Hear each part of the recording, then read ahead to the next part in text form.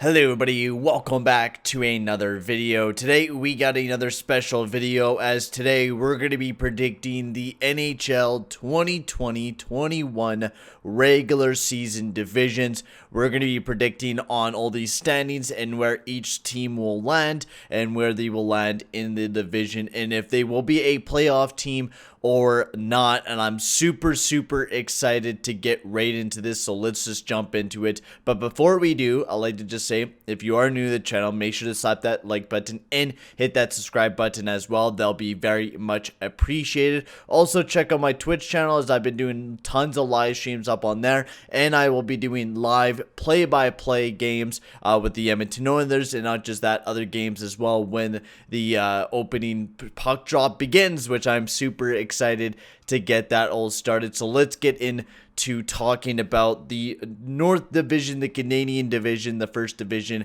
that we got up first. So before I get right into the predictions and start predicting the Canadian division, I'd like to just say this is just my opinion on what the predictions will be like, how the standings will be like. If you guys have your own opinions, you can put it down in the comment section below and tell me you guys what you guys think the standings will be. And honestly, this is one of the harder years to kind of predict where people will land, because this year you're playing against that opponent 10 times, maybe even 9 times, and you're going to be going back to back. You're going to be facing this team 3-4 times in a row at some cases.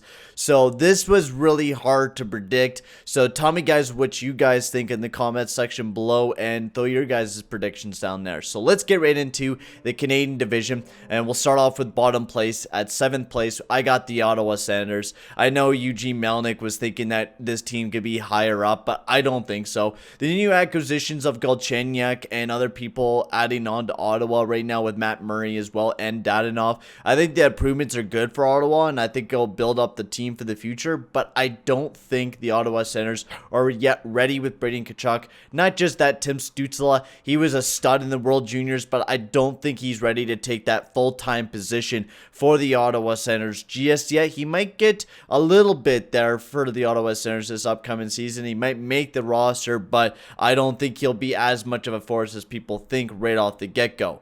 On to the Winnipeg Jets. They will be 6th place. I think they're perfect. They're one of the weaker teams in the North Division, especially with their defense.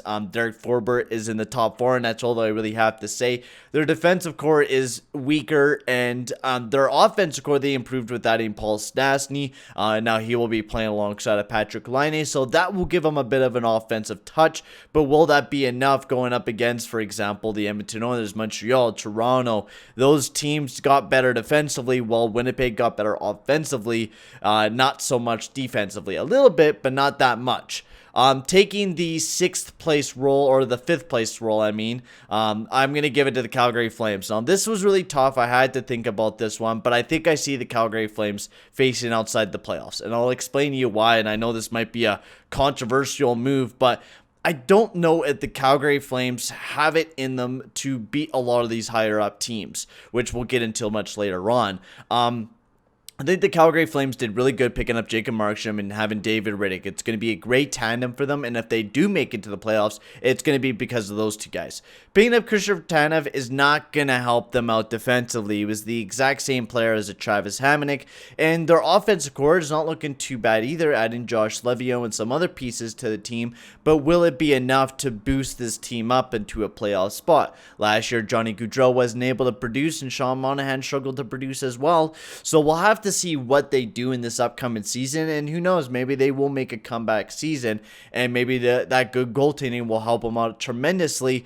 But I don't believe so, especially when you have the Vancouver Canucks, who I have placing 4th. This team, they picked up Nate Schmidt. I know they lost a little bit, but I think this team still made massive improvements. There's been some rumors that Niels Hoglander is ready to take that next step into the NHL, and this kid looks amazing, and I'm super excited for the Vancouver Canucks. Plus, you got Elias Pettersson and Brock Besser, and then you also have Quinn Hughes. Quinn Hughes is way better than Mark Giordano. Not just that, most of the defensive core for Vancouver, I think, is better than Calgary, especially bringing in Travis Hamonic now.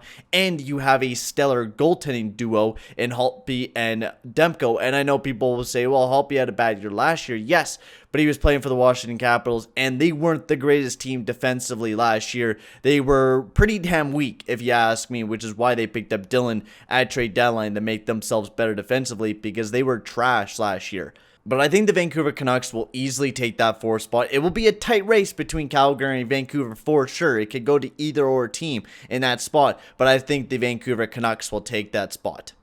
On to number 3, I'm going to give this one to the Montreal Canadiens. I think the Canadiens, they are really improved themselves this year with picking up Anderson, now having Suzuki and Konkanami ready to go, Jake Allen, which I think will be a very big piece for the Montreal Canadiens moving forward, and giving up Price a reliable backup for the first time in his career since Yaroslav Halak, I think, was the last really good backup for Carey Price was, and this will give a little bit of a relaxing break for Carey Price. We all know Carey Price is a franchise goalie, and we knew what we've seen in the playoffs. He plays fantastic when he's well rested and when he's feeling great. I think this will be a fantastic season for Carey Price, and I even see them moving up in the second with how deep this Montreal Canadiens team looks. It looks fantastic, and I'm hoping the Canadiens fans are ready for this, because I think they're going to be making it to the playoffs without a doubt. They have a really good roster. I think Jonathan Drouin will do really good this year. Brendan Gallagher just re-signed his contract. Same with Jeff Petrie. He just came off a career year. This Montreal Canadiens team is only growing from here, and they got a lot of young pieces that I think will do really, really well in this upcoming season. Next up in second place, I got the Edmonton Oilers placing in second place. This team is looking absolutely deadly this year, and I know people will probably say no, not really. I don't see this team being a deadly team, but Connor McDavid and Leon Draisaitl, they are really feeling it this year. They've been talking about how they've been working defensively this year and how they need to focus on that type of game more than what they did last year, and I really like their mindset, and I really like how we improved the team. We added a lot of pieces. We re-signed Ennis. We got Dominic Cahoon. Barry's been added to the team. Cuckoo was added to the team. There's been a lot of good pieces been added to the Edmonton Oilers, and to make this team a really good team going into this Canadian division. The only weak spot with this team is the goalie tandem. A lot of mystery behind that, but I think Mika Koskinen will be able to carry the Edmonton Oilers. He is a very good goalie. He put up some great numbers for the Edmonton Oilers last year. It was like a .917. He was way better than Mike Smith, and I believe that if Mike Smith gives us a little bit of a good backup role, I believe the Edmonton Oilers without a doubt will take that second place spot in the North Division. And we'll move on to the top of the division, which will be taken by the Toronto Maple Leafs. I believe this team without a doubt will probably take the top of the division. They're feeling really ready, from what people are saying. They're feeling ready. They're ready to go. Austin Matthews, Mitch Marner. I feel like those guys are going to be ready to go. It's a do or die season for the Toronto Maple Leafs, honestly. Like, if they don't win this season, probably some of their top players might be on the trading block, to say the least. They are really throwing everything out there this year. They got TJ Brody, which I think will make them a lot better defensively. Not just that, they brought in Jumbo Joe, Wayne Simmons to make them a little bit tougher. They brought in a lot of depth, which I think it'll help the Toronto Maple Leafs. They aged a little bit. They're one of the older teams in the Canadian division with adding Jumbo Joe and having Jason Spencer still on your team. It's definitely one of the older teams, but with that veteran leadership should maybe come a little bit more wins, but we'll have to see when that season starts off. And this whole Canadian division can end up anywhere. Like, honestly, this Canadian division, you could have Edmonton up in first, Montreal, whoever you want. It could go either way. It's all about how you do right off the get-go to start out the season, and how much momentum you can get and how much momentum you can keep. The next one up is the West Division, and this one, of course, has many teams like Colorado, Vegas, Anaheim, Arizona, some lower teams down there. So let's get right into talking about this one. And this was a decently easy one. It was kind of hard to predict the bottom of the standings, but once you get up to the higher points, it gets pretty damn easy. So we'll start off with the Anaheim Ducks, who are taking that 8th spot. Anaheim Ducks, I don't believe in them, honestly. They have a decent team, but they're a rebuilding team. I don't see them going anything above an 8th place spot, maybe a 7th if Arizona struggles a bit more than Anaheim. But I believe Anaheim Ducks will most likely take that 8th spot in the Western Division. They got some nice prospects like Jamie Drysdale, John Gibson, who will most likely carry the team. But will it be enough, especially with this team having barely any offense going into this upcoming season, unless Trevor Zegers jumps in the lineup? But, I mean, do you really really want to rush a player like that into a season like this. I think waiting a year for Trevor Zegras and just letting him develop is the best bet for that guy, but we'll have to see what Anaheim does. Arizona Coyotes will be taking the 7th spot. I just don't believe in them in this year. I know Darcy Kemper and Antti Ranta will probably be ready to go and might be able to carry that duo, but I just don't believe in them. I honestly don't. Their offensive core, the way that they've just been having a lot of problems over this past offseason, I think will come into account of their play this upcoming season, and I just don't see them going anything above. They might be able to finish higher than the LA Kings. They might be battling for a 7th, 6th spot there, but I do believe the Arizona Coyotes will probably finish near the bottom of the Western Division. Next up, we got the 6th spot. I believe I'll go to the LA Kings. Me and Perlo have been talking about the LA Kings with Gabriel Velarde, and I was just looking at this team more and more, and this team could be a surprising team. This team could be a team that could surprise absolutely everyone and make it into the playoffs, because, I mean, the next 2 teams are Minnesota and San Jose, which are definitely not the strongest teams in the world. You look at LA, they do have a decently strong roster, and they're developing. They still have their captain, Anze Kopitar. They still have a lot of solid players there in LA that could make this team a very deadly team going into the regular season. But that's if their young players jump up, and especially for defense, they only really picked up Ali Mata. The rest of their defense core is a pretty young defensive core, so you're going to have to rely a lot on those young defenders to jump up and take that next step for the LA Kings if they want to finish a little bit higher. Next up, I'll give the 5th spot to the Minnesota Wild. I almost gave this team a playoff spot, but I don't think they're ready to take that next step to be a playoff team just yet. They are looking to rebuild from what it looks like, or they're just trying to kind of get rid of a lot of their forwards so they can put in a lot of their younger guys like a Marco Rossi, like a Kirill Kaprizov, because they picked up a lot of guys that are just having 1 year left this year, so they can keep all their defensemen. From what it looks like, they have a plan. So I don't think the Minnesota Wild will most likely not make it into the playoffs, but they'll be close because of the fact that their defensive core is a really strong defensive core with Spurgeon, Brodin, Dumpa, and not just that, Ryan Suter. It's a really solid defensive core, and if Cam Talbot and Kaapo Kakkonen and Alex Stalock play really good for the Minnesota Wild, you could possibly see this team in a playoff spot. Now, I have San Jose in the 4th spot in this division. Reason why I think this team will probably have a bounce-back season. They had a lot of injuries last year with Tomas Hertl-Couture. They had some bad injuries that really hindered their team. Now, they're definitely not the greatest defensively with Burns and Carlson, but Carlson's still a good defender. And if Vlasic can maybe have a bounce-back season, because he had a rough one last year, and if Semic and their other depth defensemen and the younger defensemen take more of a step up, and if they have Dubnyk and Jones really step up this season and play a lot better with Nabokov being their goalie coach, which Perlo, me and him been talking about Nabokov maybe helping those 2 guys out, maybe improving them for this upcoming season, because those 2 guys, they used to play really good. They used to be really good goalies for their teams, but now they kind of declined. So will they keep on declining for the San Jose Sharks, or will they improve? And I think they will. I think they will have a little bit of a bounce back season for the San Jose Sharks, so they can make it back in the playoffs, and they'll definitely take that 4th spot in the division. In the 3rd spot, I have the St. Louis Blues. I believe the St. Louis Blues, without a doubt, will finish in 3rd. Bennington had a bit of a rough season last year, but I believe he will have a comeback. In Husso, he's still a very solid young goalie. He hasn't played a single NHL game yet, but I do believe when he jumps into the NHL, he will be a very solid goalie for the St. Louis Blues. They also picked up Mike Hoffman, and they got Torrey Krug. They still have a very solid defensive core, so I still do believe the St. Louis Blues will make it into the playoffs, especially with how weak this division is. Sucks that they are missing Tarasenko. I think this team would be a lot of a better team and probably even finish higher than the Vegas Golden Knights if they had Tarasenko back in the lineup. But since they don't have Tarasenko, I think Mike Hoffman is a good acquisition for the team. But you got to remember, this guy is a one-dimensional player. He's a power play specialist practically. His 5-on-5 is meh, and his defense numbers are crap. Tarasenko, he's a lot better than Mike Hoffman, and it sucks that Tarasenko is out of the lineup, and it'll be nice when he gets back in there. 2nd spot will be going to the Vegas Golden Knights. This team picking up Pietrangelo from the St. Louis Blues was a huge acquisition for them, of course, and just the whole roster is solid. They're missing out on a second-line centerman, But with the way that this team is built with Robin Lehner and Fleury, they are still a very, very solid team. And I think they will still most likely dominate in this upcoming season, especially with the lower seeding teams like San Jose, Minnesota, LA, etc.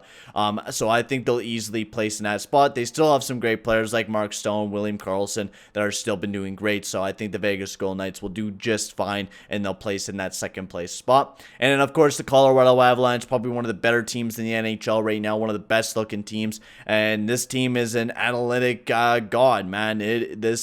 That team will just, it's absolutely fantastic. It'll make you wet your pants, man. The Colorado Avalanche, the way they look is just menacing. I think they will absolutely tear apart the Western Division and most likely make it onto the conference finals this year. Nate McKinnon, I believe, will take that next step up this year. He will be a demon out on the ice this year. You've seen how upset he was last year when they lost. I think they're going to be going full force this year and trying their hardest to make it into the playoffs for the Colorado Avalanche, and especially just dominating this division. They picked up Devin Taves. They have a very solid defense core, and especially with Cal Maker in his sophomore season, in his second season in the NHL, I think he'll take a tremendous jump for that team, and the Colorado Avalanche will probably be one of the better looking teams in the NHL. Alright everyone, we're on to the last and final two divisions as we got the Central Division, and I'm automatically just going to get this baby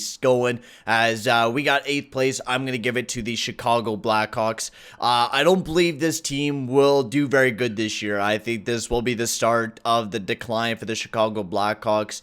They had a long time worth of dominating in the NHL, and it's finally time for them to kind of just rest and fall asleep and rebuild, which is what they announced during the regular season. They don't have a starting goalie. They have a really weak defensive core, and not just that, they don't have an offensive core either. They got Kane, Strome, and DeBrincat, and then everything else just looks like bleh. That's all it looks like. It just looks like puke everywhere. That's what it looks like. And you can almost say the same thing about the Detroit Red Wings, which I placed in the 7th spot. But they got a better goalie tandem. Bernier and Grice are very solid goalies for the Detroit Red Wings, and I think that is what will carry them above the Chicago Blackhawks. The defense core there in Detroit is still not the greatest. They still got that one-dimensional line, but now they kind of have that second line there with Fabro, Ryan, and maybe Zadino if he jumps up, right? But the Detroit Red Wings do look a bit better than what the Chicago Blackhawks do, and I think the Detroit Red Wings will place a little higher than what Chicago does.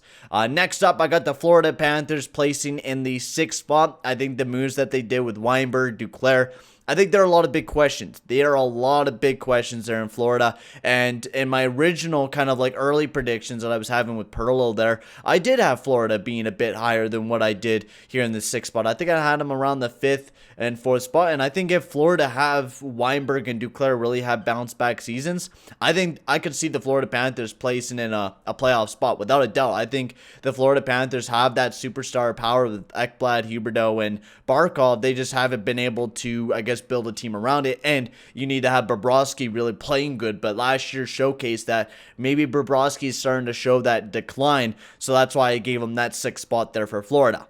Columbus, I'm giving that 5th spot. They got Pierre-Luc Dubois back on the team, and will the trade acquisitions or trade request thing that Pierre-Luc Dubois did, will that affect the team? Maybe. That might be a case for Columbus, but I don't think so. I think Columbus will just be fine. They have a great coach there in John Tortorella.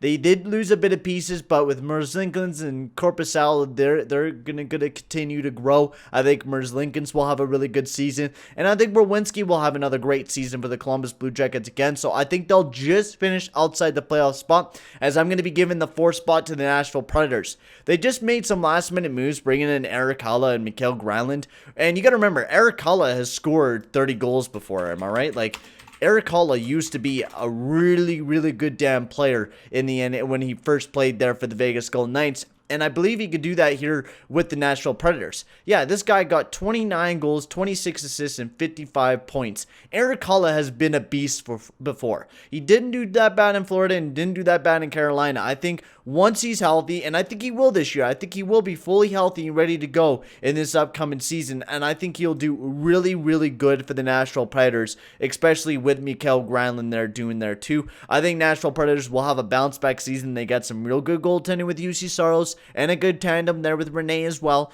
and they improved themselves offensively with Granlund and Hala. I think they're just going to be just fine. I think they placed fourth in that Central Division.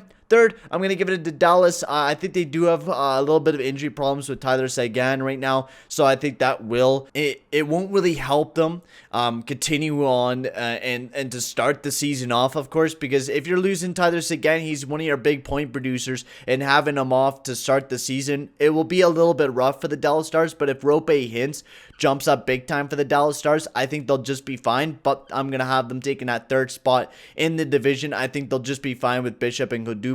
They have a really solid defensive core, and if they keep playing that really solid defensive game, I could easily see them placing in that third spot. Next up, we got the Carolina Hurricanes. I think this is another really good team in this division. They just had some bad luck in the playoffs, of course, going up against the Boston Bruins. They've just been shut down every time they went up against that team, and they just haven't been able to make past that team. And I think it's just because of the fact that they're not physical enough, which they didn't really improve on that. But if you have Natchez and you have Jesper Fast do really well, and you have your defensive core still play solid, and maybe have a decent season out of Mrazek and Reimer, I could easily see them taking that second spot in that division, and especially with their core that they got with Shevech and Aho and Toivo Teravainen, they got a really solid roster there in Carolina, and I think they'll easily be able to dominate that Central Division. And then, of course, the Tampa Bay Lightning, got no words for them. I know they are missing Kucherov, but you still got Brain Point, you still got Steven Stamkos, you still got a really solid roster there in Tampa Bay that I think will rip up this Central Division without a doubt. They'll have some tough challenges against Carolina, Dallas, Nashville, probably even Columbus, and maybe even Florida, but you got some pretty easy opponents that I think the Tampa Bay Lightning will be able to easily destroy through that division.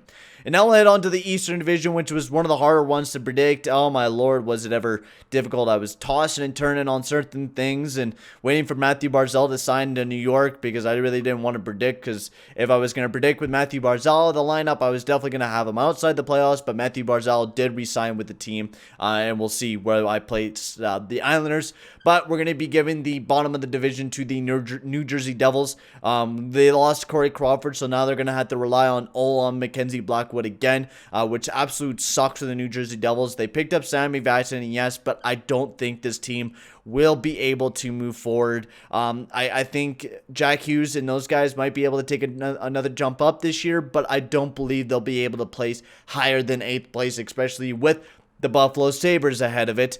They will place 7th. I was really trying to think of placing the Buffalo Sabres higher, but their defense core is still really weak. They got a mad goaltending duo with Ullmark and Hutton. I don't believe in their goaltender duo. I don't believe in their defensive core. I really did want to believe in this team with Taylor Hall on the team, but their top 9 their depth is horrible. It's not that great compared to the other teams. Buffalo Sabres really don't look like a good team unless you have Jack Eichel and Taylor Hall absolute pop off, and you do have a good defense score, and Ullmark is the guy that you want him to be. I don't believe seeing the Buffalo Sabres placing any higher than 7th place in that division.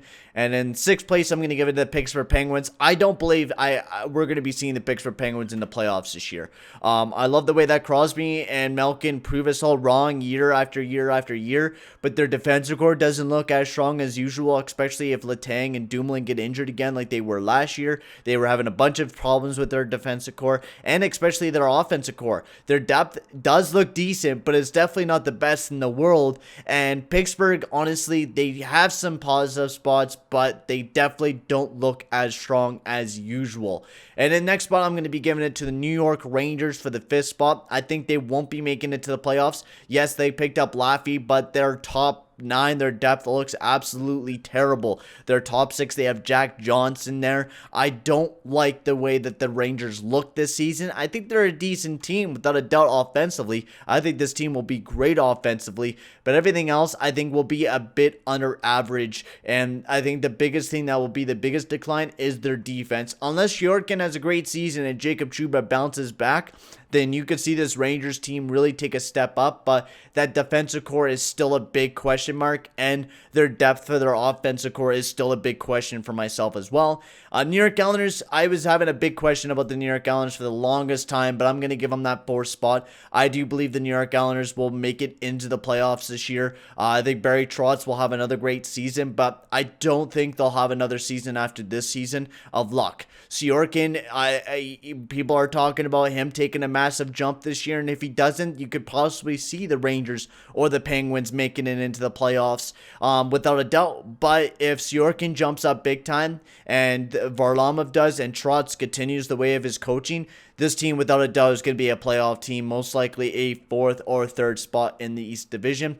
Next up, we got the Boston Bruins. I still think this team will still do really good. I know they're going to be missing Pasternak for the first little bit off the get-go, but I still do believe that this team is still really good. They got Tuukka Rask, which is one of the better goalies in the league. Their defense is a little bit weaker than usual, but I still believe the Boston Bruins will most likely make it into the playoffs and will still dominate in this division. In second place, I'm going to give it to the Philadelphia Flyers. The Philadelphia Flyers, I think, had a really good season this year, or the past season, I mean. They had a kind of a rough playoffs, but I think they will really jump back this year, and they're really going to be looking for the top of that division. But I do believe they'll stick in that 2nd spot in the division. If you see a jump back from Nolan Patrick, if he starts really producing this season, that will be such a huge player for you.